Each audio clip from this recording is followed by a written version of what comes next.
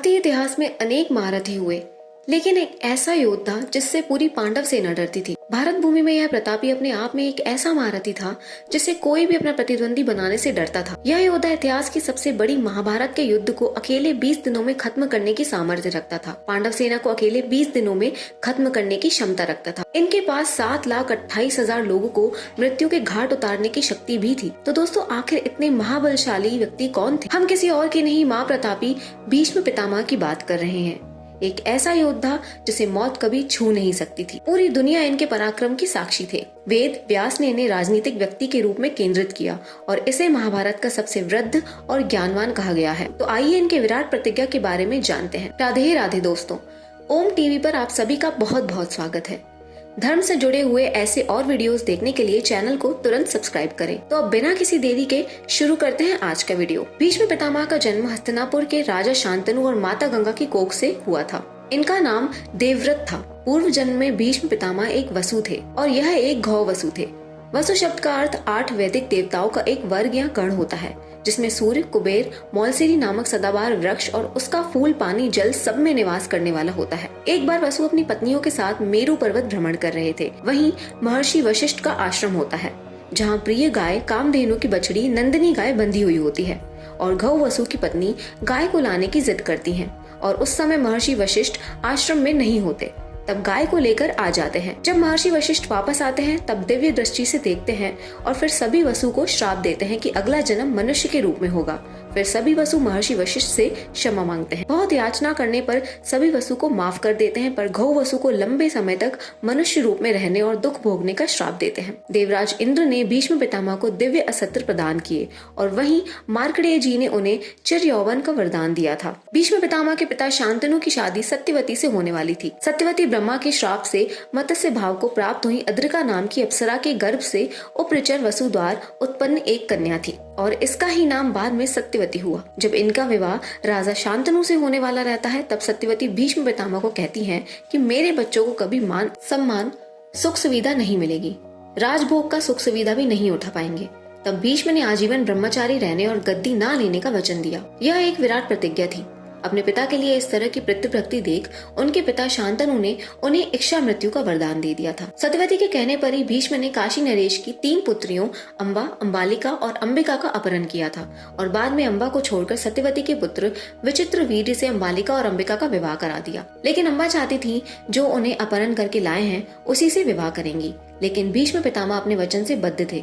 ऐसे में रानी अम्बा को वे वापस काशी छोड़कर आ जाते हैं। तब अम्बा ने श्राप दिया, आपको मोक्ष तभी प्राप्त होगा जब आपकी मृत्यु मेरे हाथों होगी। भीष्म के पिता की मृत्यु के बाद सत्यवती के दोनों पुत्रों को राज्य देकर उनकी बराबर रक्षा करते रहे और लेकिन मृत्यु को कोई अस्वीकार नहीं कर सकता है, तो दोनों की निसंतान अवस्था में ही मृत्यु हो जाती है और उनके विधवाओं की रक्षा भीष्म ने किया और परशुराम से युद्ध किया, उग्र युद्ध का बद्ध किया था।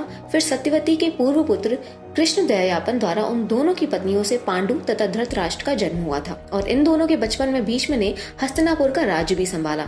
बाद में राज्य कौरव और पांडव को सौंप दिया। दवत सभा में जब पांडव दाव हार जाते हैं और दुर्योधन दुशासन से कहता है कि भरी सभा में द्रौपदी को निर्वस्त्र किया जाए, तब द्रौपदी का निर्वस्त्र हो रहा था तो भीष्म चुप बैठे थे। भीष्म ने जानते हुए भी दुर्योधन और शकुनी के अनैतिक और छलपूर्ण खेल को चलने दिया। भीष्म पितामह हमेशा अपने वचन से बंधे हुए थे। अपने पिछले 100 जन्म तक कोई पाप नहीं किया था, लेकिन इस जन्म में वह अनेक पाप का भागी बनते जा रहे थे। जब शरशैया पर भीष्म मृत्यु का सामना कर रहे थे तब भीष्म ने द्रौपदी से इसके लिए क्षमा भी मांगी, लेकिन तब तक काफी देर हो चुकी थी। महाभारत का जब युद्ध होने वाला था तब श्री कृष्ण शस्त्र नहीं उठाने का प्रण लेते हैं और वह अर्जुन का रथ हाँकने की प्रतिज्ञा लेते हैं, लेकिन भीष्म पितामह उनसे शस्त्र उठाने का वचन ले लेते हैं और 10वें दिन जब अर्जुन और भीष्म पितामह आमने सामने थे तब श्री कृष्ण के सामने धर्म संकट का विषय बन गया। तब श्री कृष्ण भीष्म पितामह की ओर रथ का पहिया लेकर दौड़ते हैं। भीष्म पितामह योगरूढ़ थे, उन्हें पता चल गया होता है कि श्री कृष्ण विष्णु अवतार हैं। ऐसे में भीष्म पितामह अपना शस्त्र त्याग देते हैं। श्री कृष्ण के हाथों मारे जाने में ही अपनी मुक्ति समझने लगे और कृष्ण ने ऐसा करके अपने हथियार ना धारण करने की प्रतिज्ञा भी पूरी की और भीष्म के कहने पर हथियार धारण करने का वचन भी पूरा कर दिया। इतिहास का सबसे कठिन और संघर्ष से भरा द्वापर युग में महाभारत छिड़ने पर उन्होंने दोनों दलों को बहुत समझाया और भीष्म पितामह हमेशा धर्म का साथ देने वाले, अपने वचन से बंधे हुए थे। इन्होंने हस्तिनापुर की रक्षा करने का वचन दिया था और हमेशा हस्तिनापुर के साथ खड़े होने का वादा किया था।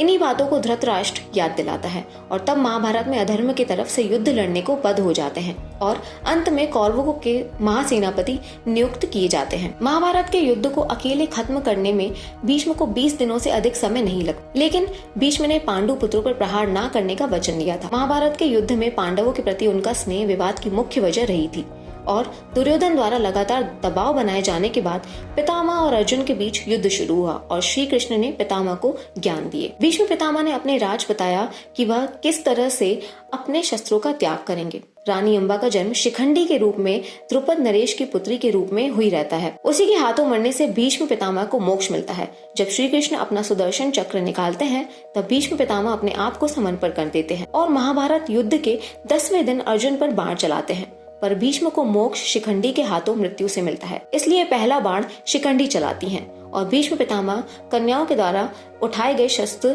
मना कर देते हैं। फिर भगवान कृष्ण द्वारा दिए गए गीता के उपदेशों के बाद अर्जुन ने पितामह पर बाणों की वर्षा कर दी और बाणों से इनका शरीर छेद डाला। भीष्म पितामह बाणों की शैया पर युद्ध खत्म होते तक लेटे रहते हैं क्योंकि उन्हें इच्छा मृत्यु का वरदान प्राप्त होता है। 18 दिनों तक चले युद्ध का 8 दिन शेष रह गया था। एक ही परिवार के 2 चिराग धर्म युद्ध में लड़ रहे थे। भीष्म पितामह के शस्त्र त्याग से पांडव सेना की जीत की आशा बढ़ गई। भीष्म को ठीक करने के लिए शल्य चिकित्सक लाए जाते हैं और नकुल और सहदेव के पास वरदान था कि वह भीष्म को पुनः स्वस्थ कर देते, लेकिन वह उनको वापस लौटा देते हैं और कहते हैं कि अब तो मेरा अंतिम समय आ गया है और यह सब व्यर्थ है तथा शरशैया ही मेरी चिता है। अब मैं तो बस सूर्य के उत्तरायण होने का इंतजार कर रहा हूँ। भीष्म पितामह बाण की शैया पर 51 दिन तक पड़े पड़े अनेक उपदेश देते हैं और उत्तरायण के दिन अपना शरीर त्याग देते हैं और इन्हें स्वर्ग से भी ऊपर मातृ लोक में जगह मिलती है। अपनी तपस्या और त्याग के ही कारण यह अब तक भीष्म पितामह कहलाते हैं और इन्हें ही सबसे पहले तर्पण तथा जलदान दिया जाता है। तो दोस्तों, ये थी भीष्म पितामह की प्रतिज्ञा।